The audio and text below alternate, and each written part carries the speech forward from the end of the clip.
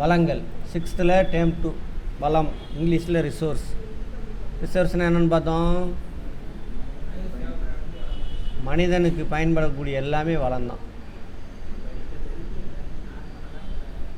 அந்த வளம் எங்கேருந்து கிடைக்கும் நமக்கு? நம்மளுடைய என்விரான்மெண்ட்லேருந்து கிடைக்கும், சுற்றுச்சூழலேருந்து கிடைக்கும்.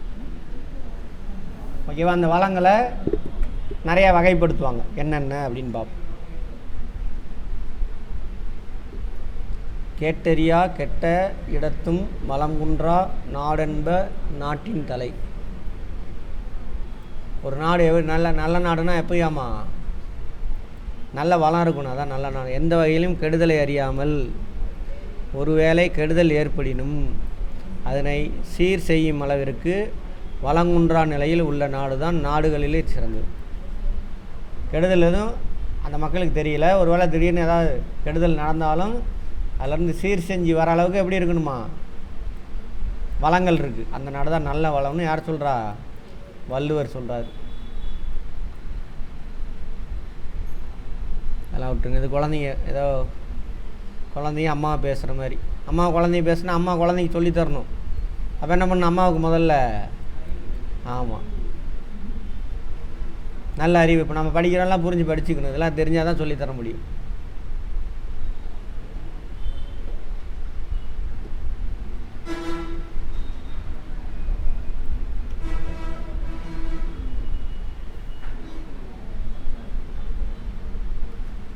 மணல்லேருந்து தான் சிலிக்கா கிடைக்கும். ஓகேவா? சிலிக்காவிலேருந்து எடுத்தால் அது ஃபோட்டோவோல்டிக் செல்லு. எங்கே யூஸ் பண்ணுறோம் ஃபோட்டோவோல்டிக் செல்லு? சோலார் பேனல் இருக்குல்ல, அதுதான் ஃபோட்டோவோல்டிக் செல். ஃபோட்டோன்னா லைட்டு. சோலார் பேனல் கருப்பாக இருக்கா, அது உள்ள பேர் கருப்பாக செல்லாக இருக்கும். சிலிக்கானில் தான் தயாரிக்கிறாங்க அதை.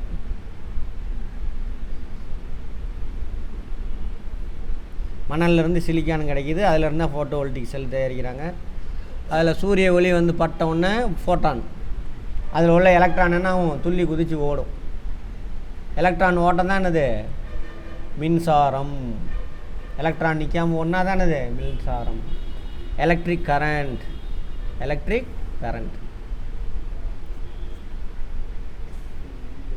அதை சொல்கிறாங்க. அது ஒரு ஃபேக்ட்டு, பார்த்துக்கோங்க. அதெல்லாம் வளம். நமக்கு மணல் கூட என்னது? வளம் தான் அப்படின்றாங்க. இப்போ வளம்னா என்ன? மனித தேவையை நிறைவு செய்யும் எந்த ஒரு பொருளும் வளமாகும்.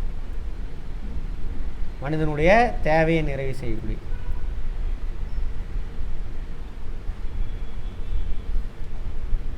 எல்லா வளங்களுக்கும் மதிப்பு உண்டு.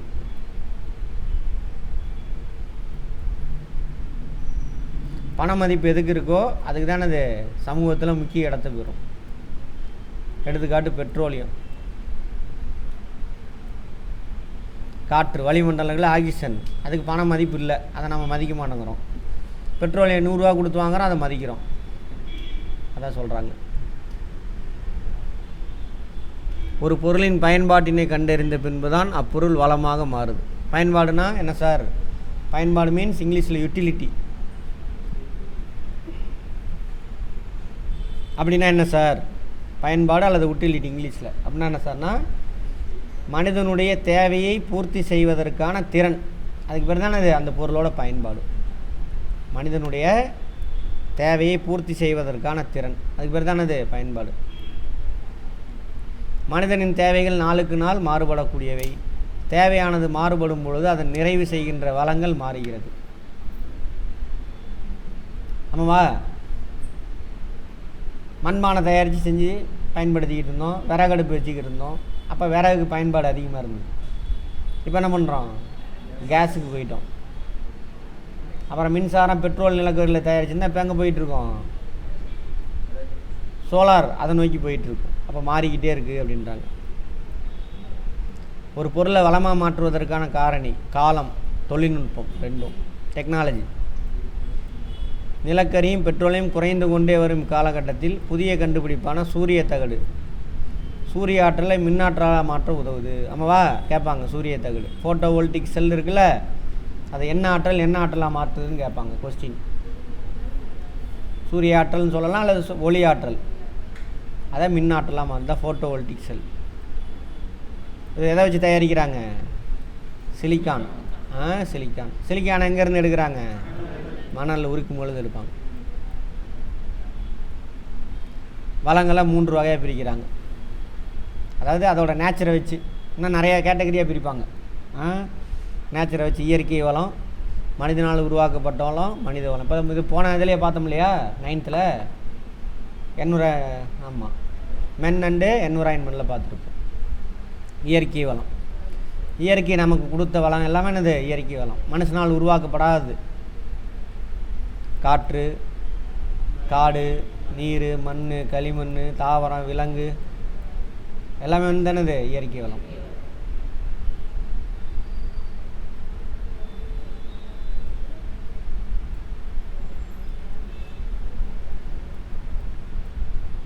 அதை பயன்பாட்டிற்கு கொண்டு வரும் தொழில்நுட்பத்தை சார்ந்திருக்கும்.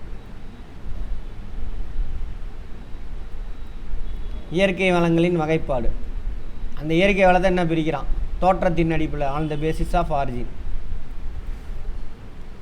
உயிரியல் வளம், பயோட்டிக் ரிசோர்ஸு, உயிரற்ற வளம். காற்று, மண் இதெல்லாம் வந்து என்னது? நீர் இதெல்லாம் வந்து என்னது? உயிரற்ற வளம். நம்மளை சுற்றியில் இருக்கக்கூடிய தாவரம், விலங்கு, நுண்ணுயிர். நுண்ணுயிர் நமக்கு வளமா? எங்கே பயன்படுது? ஏதாவது இப்போ ஆள் தயிராக மாறுறதுக்கு யார் காரணம்? அப்புறம் இந்த இது கார்போஹைட்ரேட் மாவு பொருளாக என்ன பண்ண ஒதிச்சு ஆல்கஹால் தயாரிக்கிறது ஈஸ்ட்டு நுண்ணுயிர்கள் தான். அந்த மாதிரி நிறைய இடத்துல யூஸ் ஆகுது. உயிர் இல்லாத வளம், நிலம், நீர், காற்று இதெல்லாம். இது எதில் வருது? இயற்கை வளத்தில் 2, உயிர் உள்ளது, உயிரற்றது. அடுத்தது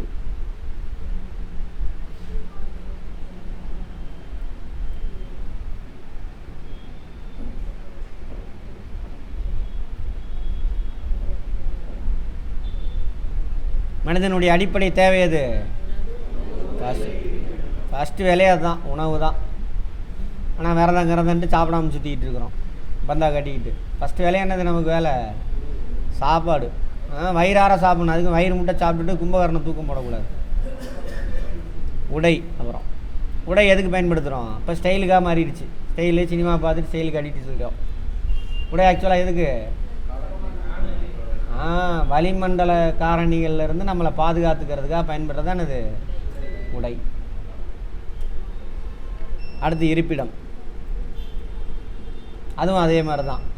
விலங்குகள் இவங்கள்ட்டேருந்து பாதுகாப்பு, வளிமண்டல காரணிகள் இருக்குல்ல அதுக்கிட்டேருந்து பாதுகாப்பு. அதுக்காக ஏதாவது அந்த ஃபேன் அதெல்லாம் ஆஃப் பண்ணுங்க. வெளியில் வேண்டாம், இங்கே மட்டும் ஆஃப் பண்ணுங்க. போதும். இத்தேவைகளை பூர்த்தி செய்கிறதுக்கு அவன் என்ன பண்ணுறான்? முதல் நிலை தொழிலில் ஈடுபட்டான். பண்டைய கால மனிதன் முதல் நிலை தொழில் தான். வேட்டையாடுதல், உணவு சேகரித்தல், ஃபுட் கேதரர், மீன் பிடித்தல், காட்டு வளங்களை சேகரித்தல், இதெல்லாம். அதுக்கப்புறம் விவசாயத்துக்கு போகிறான், கால்நடை வளர்ப்பில் ஈடுபடுறான், விவசாயத்துக்கு போகிறான். போனதிலே பார்த்துட்டோம்.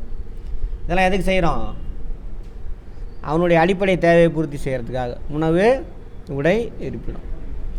இந்த உணவு, உடை, இருப்பிடத்தை அடையிறதுக்காக மனிதன் மேற்கொள்ளக்கூடிய நடவடிக்கைக்கு பேர் என்ன? பொருளாதார நடவடிக்கை, எக்கனாமிக் ஆக்டிவிட்டி. சரியா? எல்லாம் எதுக்கு? உணவு, உடை, இருப்பிடத்துக்கு தான்.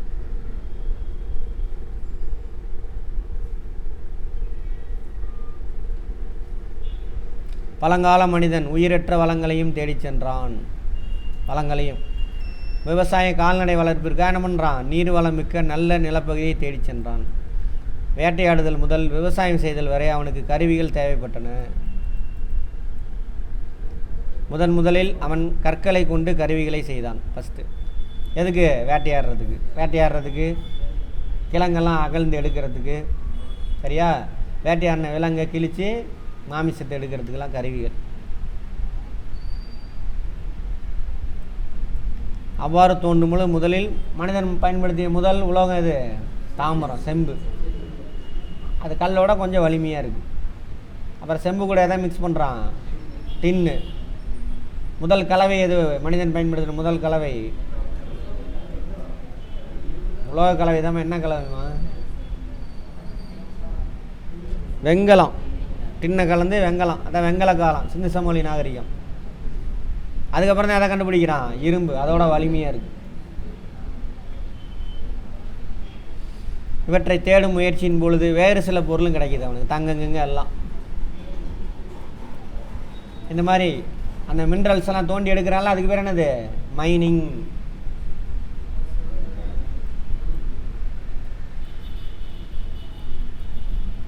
இந்த மைனிங் தான் முக்கியமான தொழில். இப்போ எதுக்கு யுஎஸ்ஏ போய் வேறு நாட்டெல்லாம் கட்டுப்படுத்துகிறான்?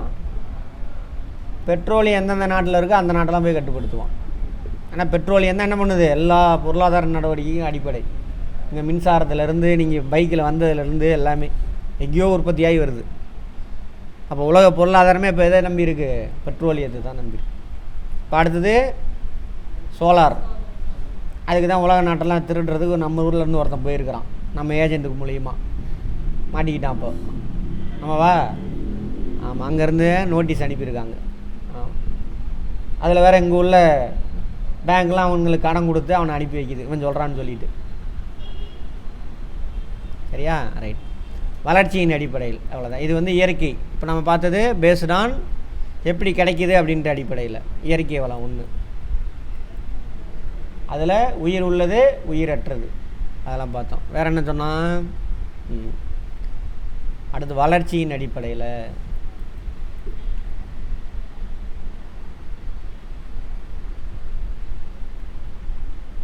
அந்த வளத்தை நம்மளால் பயன்படுத்த முடிஞ்சுது அப்படின்னா வளர்ச்சி அடைந்த வளம். அந்த வளம் இருக்குது, அது ஒரு வளம். ஆனால் நம்மளால் எடுத்து பயன்படுத்துகிற அளவுக்கு டெக்னாலஜி இல்லை. அது வந்து வளர்ச்சி அடையாத வளம். டெவலப்டு ரிசோர்ஸு, நான் டெவலப்டு ரிசோர்ஸஸ். வளர்ச்சி நிலையை அடிப்படையில் கண்டறியப்பட்ட வளங்கள் ஆக்சுவல் ரிசோர்ஸஸ் மற்றும் மறைந்திருக்கும் பொட்டன்ஷியல் ரிசோர்ஸ். பொட்டன்ஷியல்னால் நம்ம இன்னும் பயன்படுத்தலை, அதுக்கு நமக்கு போதுமான டெக்னாலஜி இல்லை. சரியா? ஆக்சுவல் ரிசோர்ஸ் எடுத்து பயன்படுத்திக்கிட்டு இருக்கோம். பழுப்பு நிலக்கரி சுரங்கலாம் நம்ம பயன்படுத்திகிட்டு இருக்கோமா? அதெல்லாம் ஆக்சுவல் ரிசோர்ஸ், கண்டறியப்பட்ட வளங்கள். மறைந்திருக்கும் வளம் இதெல்லாம் சொல்கிறாங்க. வங்காள விரிகுடா, அரபிக்கடலில் காணப்படும் கடல் ஈஸ்ட்டு. கடலில் ஈஸ்ட் இருக்குது, பூஞ்சைகள். அதை எடுத்து நம்ம இன்னும் பயன்படுத்தலை, அதுக்கான டெக்னாலஜி நம்மக்கிட்ட இல்லை. ஓகேவா? அதெல்லாம் எடுத்துக்காட்டு கேட்பான். 4 கொடுத்துட்டு இதில் எது நம்ம மறைந்திருக்கும் வளம் நம்ம பயன்படுத்தலைன்னு கேட்பான். அதேமாதிரி இதில் 4 கொடுத்துட்டு எது நம்ம பயன்படுத்துகிற வளம் அப்படின்னு கேட்பான். பார்த்துக்கோங்க. கடல் ஈஸ்ட்டு நிலப்பரப்பில் ஈஸ்ட்டை விட மிகுந்த ஆற்றல் உடையதாமா. இச்சத்தை ரொட்டி தயாரித்தல், மது வடித்தல், திராட்சை ரசம் அதுதான் யூஸ் பண்ணிகிட்டு இருக்கோம் ஈஸ்ட்டு. ரொட்டினா இது ப்ரெட்டு தயாரிக்கிறனால நம்ம ஊரில் திங்கவே அவசியம் இல்லை, தின்னுக்கிட்டு இருக்கிறோம். பரவாயில்ல தயாரிக்கிறதுக்கு. மது இதெல்லாம் தயாரிக்கிறது. உயிரி எத்தனால் எரிபொருளாக பயன்படுத்துகிறாங்கள, லேப்லலாம் பயன்படுத்துவாங்க. எரிசாராயம் உயிரி எத்தனால், அது தயாரிக்கிறதுக்கு. அடுத்து மருத்துவ புரதம் தயாரிக்கிறதுலாம் யூஸ் ஆகாதாமல். எது? கடல் ஈஸ்ட். நிலத்தில் இருக்கக்கூடிய ஈஸ்ட்டோட அதோட பயன்பாடு அதிகம். அடுத்து புதுப்பித்தல் அடிப்படையில் ஒரு வளத்தை வந்து என்ன பண்ணுவோம்? எடுத்து பயன்படுத்துகிறோம், அது திரும்ப உடனே என்ன ஆயிடுச்சு? ரீப்ளனிஷ், திரும்ப ரீஸ்டோர் ஆயிடுச்சு. ரீசைக்கிள் கிடையாது, ரீஸ்டோர் ஆகிறது. வார்த்தையை புரிஞ்சுக்கோங்க. எடுத்து பயன்படுத்துகிறோம், திரும்ப அந்த இடத்துல வந்துடுச்சு. இப்போ ஆக்சிஜன் பயன்படுத்துகிறோமா, ஆக்சிஜன் என்ன ஆயிரும்? கார்பன் டை ஆக்சைடு ரிலீஸ் பண்ணி திரும்ப கார்பன் டை ஆக்சைடு ஆக்சிஜனாக மாறிடும். தாவரம் பண்ணும். நிலத்தடி நீர் இருக்குது, போர் போட்டு எடுத்துடுறோம், அடுத்த வருஷம் மழை பெய்யும் பொழுது என்ன ஆயிரும்? அது ரீஃபில் ஆயிரும். அதெல்லாம் புதுப்பிக்கத்தக்கது. அதே நிலக்கரி பெட்ரோலியெலாம் வெட்டி எடுக்கிறோம், அது எப்படி இருக்கும்? புதுப்பிக்க இயலாது. பெட்ரோலியத்தை நிலக்கரி வெட்டி எடுத்துட்டோம், அல்லது பாறைக்கரையெல்லாம் வெட்டி எடுத்துட்டோம், திரும்ப பாறை உருவாகிறது பல ஆயிரக்கணக்கான வருஷம் ஆகும். அதுவும் இல்லாமல் அதை வெட்டி எடுத்துகிட்டு வீடு கட்டிட்டோம், திரும்ப அங்கெல்லாம் உருவாகாது. பெட்ரோலியம் நிலக்கரி அதெல்லாம் லட்சக்கணக்கான வருஷம் ஆகும் உருவாகிறதுக்கு அப்படின்னு படிச்சுருக்கோம். அதெல்லாம் புதுப்பிக்க இயலாத வளம். இங்கிலீஷில் ரெனியூவபிள்னால் புதுப்பிக்கத்தக்கது, நான் ரெனியூவபிள்னால் புதுப்பிக்க இயலாது. ஒரு முறை பயன்படுத்தப்பட்ட வளம் பின்று கால சுழற்சிக்கு ஏற்ப புதுப்பித்து கொள்ளும் தன்மையுடையது. காற்று, ஆக்சிஜன், நீர், சூரிய ஒளி என்ன அது இன்றைக்கி இல்லை நாளைக்கு வரும். அதெல்லாம்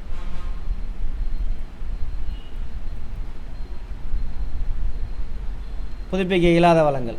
சரியா? காலப்போக்கில் ரொம்ப நாளாகும்.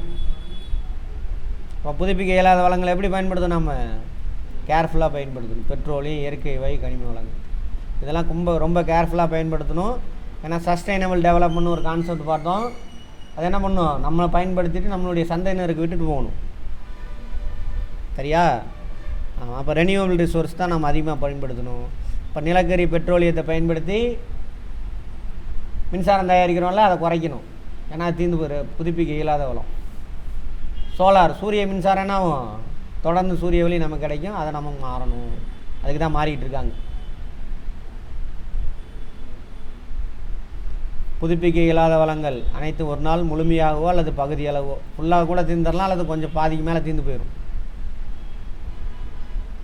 ஆகையால் மனிதன் இதற்காக புதிய பொருளை வளமா அல்லது வளமற்றதா என்று பல ஆய்வுகள் செய்து அறிந்த பின்பு அவற்றை பிரித்தெடுக்க புதிய தொழில்நுட்பங்களை பயன்படுத்தி அப்பொருளின் பரவலை கண்டறிய முயல்கிறான். புதிய பொருள் எதுக்கு? செவ்வாய்க்கோளுக்கெல்லாம் போகிறான், நிலாவுக்கு எதுக்கு போகிறான்? ஃபியூச்சரில் அங்கே உள்ள வளங்களை வெட்டி எடுத்துகிட்டு பயன்படுத்துறதுக்கு. இங்கே தீர்ந்து போயிடும் ஒரு ஸ்டேஜில். அதனால் புதுசாக வேறு என்ன வளம் கிடைக்கிது அப்படின்னு ஆய்வு செஞ்சுக்கிட்டே இருக்கான் மனிதன்றான். இந்த மாதிரி பயன்பாட்டுக்கு வராத வளங்களுக்கு பேர் என்னது? Potential resource. காற்றின் ஆற்றல் இவற்றில் ஒன்று. அதே மாதிரி விண்ட் எனர்ஜி இருக்கா, காற்று வீசுது, ஃபேனை சுற்ற வச்சு என்ன பண்ணலாம், மின்சாரம் தயாரிக்கலாம். அது இன்னும் நம்ம முழுசாக பயன்படுத்தணும்.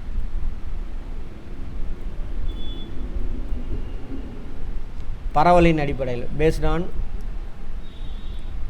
டிஸ்ட்ரிபியூஷன். உள்ளூர் வளம், உலகளாவிய வளம். அந்த மாதிரி இப்போ நம்ம சேலத்தில் இருக்கிறது நமக்கு மட்டும்தான் வளம். உலகளாவிய வளம்ங்கிறது தண்ணி சொல்லலாம், ஆக்சிஜன், இதெல்லாம் உலகளாவிய வளம். சூரிய ஒளி, காற்று, ஆக்சிஜன், இதெல்லாம் யூனிவர்சல்.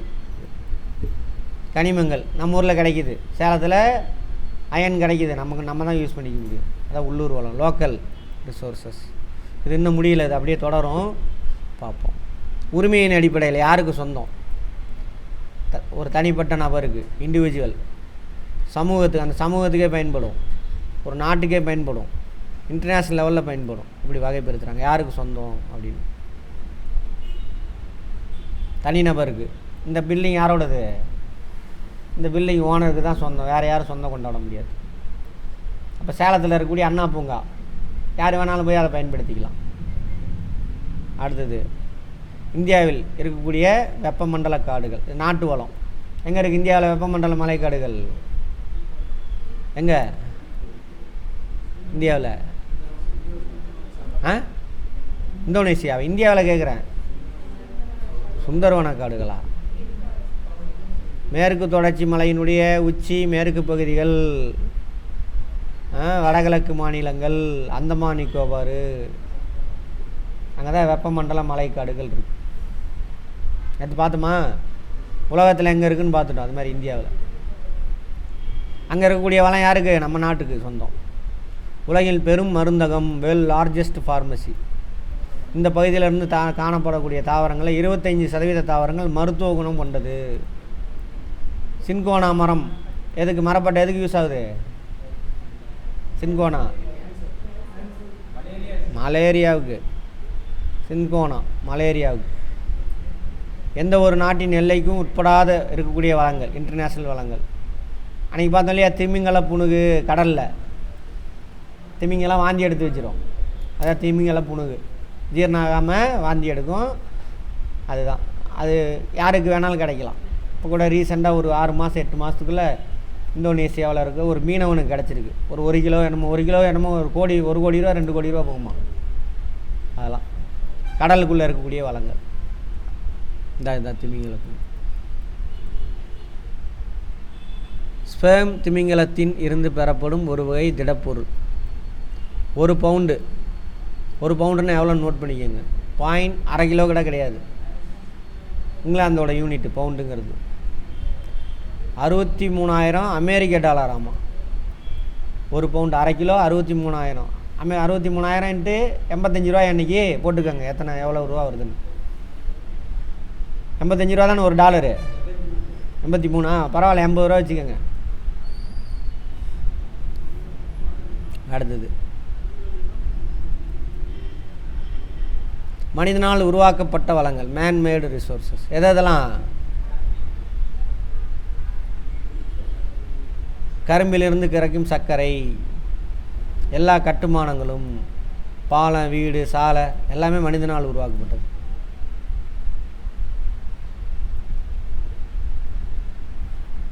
இப்படி மனிதனால் உருவாக்கப்படுறது எது? இரண்டாம் நிலை செயல்பாடுகள். அங்கே தானே பஞ்சை வச்சு என்ன தயாரிக்கிறான்? நூல் தயாரிக்கிறான். அந்த மாதிரி மனித வளம், ஹியூமன் ரிசோர்சஸ். இயற்கையிலிருந்து புதிய வளங்களை உருவாக்கும் தனிநபர் குழுக்கள் மனித வளம் எனப்படும். இப்போ என்னையை பயன்படுத்திகிட்டு இருக்கீங்களா? நான் உங்களுக்கு மனித வளம். இப்போ நீங்கள் இந்த அறிவெல்லாம் கற்றுக்கிட்டு 4 இடத்துக்கு வேலைக்கு போவீங்க. நீங்கள் உங்களால் நிறைய பேர் பயன்படுவாங்க. நீங்களும் யார்? மனித வளம். மனிதன் இல்லைன்னா எந்த வளமும் எடுக்க முடியாது. இயற்கை வளத்தையும் வெட்டி எடுக்க முடியாது. அதை முடிவுற்ற பொருளாக மாற்ற முடியாது. எதுவுமே நடக்காது. சரியா? ரைட். இயற்கை வளம். மனிதன் இயற்கை வளமா செயற்கை வளமா? இயற்கையை தான் இயற்கையாக படைக்கும். மனிதன் ஒரு மதிப்பு மிக்க வளமாக எப்போ சார் மாறுவான் அப்படின்னா அவனுடைய கல்வி தான் மெயின். கல்வி அறிவு வந்துச்சுன்னா அவனோட செயல்பாடெல்லாம் எப்படி இருக்கும்? வித்தியாசமாக இருக்கும். அந்த அறிவியல் பூர்வமாக அந்த அப்ரோச் இருக்கும். அப்போ அந்த வேலை சிறப்பாக இருக்கும். உடல் நலம் அது ரொம்ப முக்கியம். அதான் கல்வி அறிவிலே வந்துடுது. அப்புறம் எபிலிட்டி. ஓகேவா? இதெல்லாம் வந்து எதில் வருது? மனித வளத்தில் வரக்கூடியது. மருத்துவர், ஆசிரியர் இவங்களாம் மனித வளத்துக்கு எடுத்துக்காட்டு. முதல் நிலை, இரண்டாம் நிலை கிடக்கும் பொருட்களை பகிர்வதற்காக போக்குவரத்து, வணிக அமைப்பு, மூன்றாம் நிலை செயல்பாடு. பார்த்துட்டோமாங்க? வங்கி, வணிகம், வியாபாரம் இருக்குல்ல, ட்ரேடு, தகவல் தொடர்பு, இதெல்லாம் மூன்றாம் நிலை தொழிலில் வரும். நாலாம் நிலை தொழிலுக்கு என்ன வரணும்? ஸ்பெஷல் ஸ்கில்லு, கல்வி, டாக்டரு, லாயரு அதெல்லாம் அதில் வருவாங்க. பேங்க்லாம் மூன்றாம் நிலை தொழில். ட்ரேடு இதெல்லாம் மூன்றாம் நிலை தொழில். அதுக்கு ஸ்பெஷல் ஸ்கில்லு தேவையில்லை. சரியா? ரைட். ஐந்தாம் நிலை தொழில் யார்? நாலாம் நிலை தொழிலில் ரொம்ப நாளாக ஒர்க் பண்ணிட்டு தான் எக்ஸ்பர்ட்டாக மாறிடுவாங்க. அறிவியல் ஆலோசகர் அந்த மாதிரி ஆவாங்க. வளங்களை பற்றி காந்தியடிகளின் சிந்தனை. இவங்களாம் பெரிய சிந்தனையாளர்கள். யார்? ஐன்ஸ்டீன். இவர் தான் மண்டை ஒரு மாதிரி இருக்குமா. அதனால் எல்லோரும் ஸ்கூல்லலாம் கிண்டல் பண்ணியிருக்காங்க. அவங்க அம்மா சொல்லி சொல்லி வளர்த்துருக்காங்க. நீ தான் அறிவாளி, உன்னோடலாம் அறிவாளி இல்லைன்னு சொல்லி சொல்லி வளர்த்தனாலே அவர் அறிவாளி ஆகிட்டார். அது மாதிரி தான் நீங்கள் உங்களை என்னவா ஆகணும்னு நினைக்கிறீங்களோ அது மாதிரி ஆவீங்க. எனக்கு இது மண்டையில் ஏறாதுன்னா ஏறாது. சரியா? நம்மளால் முடியும்னு நினச்சி கற்றுக்கிட்டிங்கன்னா எல்லாமே கற்றுக்கலாம். எதுவாக நினைக்கின்றாயோ அதுவாக மாற்றப்படுகிறார். அந்த மாதிரி போன நூற்றாண்டுடைய சிறந்த சயின்டிஸ்ட்டு. என்ன இவரோட ஃபார்முலா என்னது அப்படின்னா, எனர்ஜி எவ்வளோ கிடைக்கும் ஒரு பொருள் எதால் ஆனது? எனர்ஜினால். ஆற்றலுக்கான ஃபார்முலாவை சொன்னவர். காந்தியடிகளின் சிந்தனை. வளங்கள் மனிதனின் பேராசைக்கு அன்று. பேராசைக்கு தான் பாருங்கள், அவ்வளோ பெரிய பில்டிங் கட்டி வச்சுக்கிட்டு கல்யாணம் பண்ணான். யார்? அம்பானியா. பேராசை அதெல்லாம் தேவையே இல்லை. ஒரு புடவை 2 கோடி ரூபாயாம்மா. 2 கோடியா நம்ம பேராசை தானே அது. கிளைமேட்லேருந்து தன்னை காப்பாற்றிக்கிறதுக்கு தான் உடல் ஆடை. அவ்வளோ தேவையாதுக்கு பேராசை. அத்தனை மாதிரி அடுக்குமாடி வீடு. அந்த மாதிரி அவனுக்கு தேவைக்கு மட்டுமே என்று மகாத்மா காந்தி கூறினார். நோட் பண்ணிக்கங்க. இந்த ஸ்டேட்மெண்ட்டை சொன்னது யாருன்னு கேட்பாங்க. உலகில் வளங்கள் குறைவதற்கு மனிதனமே காரணம். ஆமாம் தானே? நிறையா இங்கே நம்ம 50 பேர் பயன்படுத்தக்கூடிய வளத்தை அமெரிக்காவில் 4 பேர் பயன்படுத்துகிறான். அவ்வளோ பெரிய வீடு, காரு. சரியா? நம்மளை 120 கோடி பேர் இருக்கோம். 130 கோடி 40 வச்சுக்குவோம். அமெரிக்காவில் யூஎஸ்ஏல 30 கோடி பேர் தான் இருக்கான். ஆனால் நம்மளோட பெட்ரோலையும் அவன் தான் அதிகமாக பயன்படுத்துகிறான். புரியுதானு? 140 கோடி பயன்படுத்துகிறதோட 30 கோடி பயன்படுத்தக்கூடிய பெட்ரோலையும் அதிகம். மனித தேவைகளும் எல்லையை மீறுகின்றன. பயங்கர தேவை இருக்குல்ல, ஏகப்பட்ட சும்மாவது டிவியில் விளம்பரத்தை பார்த்தோன்னா வாங்கிட்டு வந்து வீட்டில் போட்டு வச்சிடறோம் எல்லாமே. அதெல்லாம் எங்கேருந்து வருது? இயற்கையிலேருந்து கிடைக்கக்கூடிய பொருளை தான் அந்த மாதிரி மாற்றுறான். அந்த மாதிரி மனிதன் நினைத்தால் மட்டுமே வளங்களை பாதுகாக்கும். வள திட்டமிடல், ரிசோர்ஸ் பிளானிங் அண்ட் மேனேஜ்மெண்ட். ஒன்றும் கிடையாது. குறைவாக இருக்குது வளங்கள். ஸோ அதை என்ன பண்ணணும், சிக்கனமாக பயன்படுத்தணும்.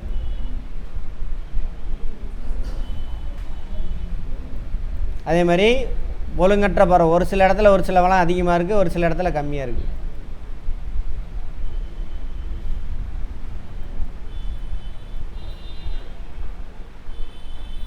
வளங்களை பாதுகாத்தல் என்ன பண்ணணும், புதுப்பிக்கத்தக்க வளங்களை கம்மியாக பயன்படுத்தணும், அதிகமாக பயன்படுத்தணும். புதுப்பிக்க இயலாத வளங்களை கம்மியாக பயன்படுத்தணும். அப்படி முடியாத பட்சத்தில் என்ன பண்ணணும், அதெல்லாம் ரீசைக்கிளில் பயன்படுத்தணும். அப்போ தான் என்ன ஆகும், நம்ம தேவை இன்றைக்கி நம்மளுடைய தேவையை பூர்த்தி செஞ்சது போக எதிர்கால சந்ததியினருக்கு விட்டுட்டு போகலாம். அதுக்கு பேர் தானே சஸ்டைனபிள் டெவலப்மெண்ட்.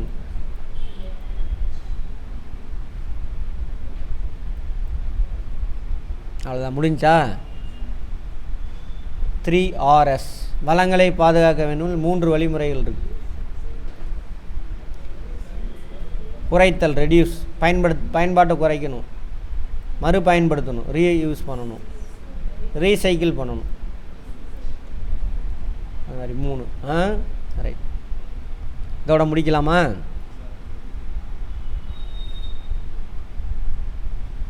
இயற்கை வளம், பன்னாட்டு வளம்,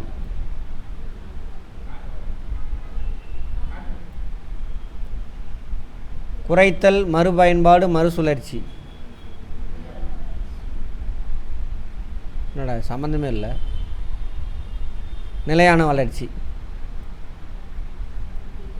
புதுப்பிக்க இயலாது, உலகளாவிய வளம், 2ஆம் நிலை தொழில், கரும்பிலிருந்து டேஷ் தயாரிக்கிறது. அப்பா சூப்பர். வளங்களை டேஷ் கையாளுதல் வளங்களின் பாதுகாப்பு எனப்படுகிறது.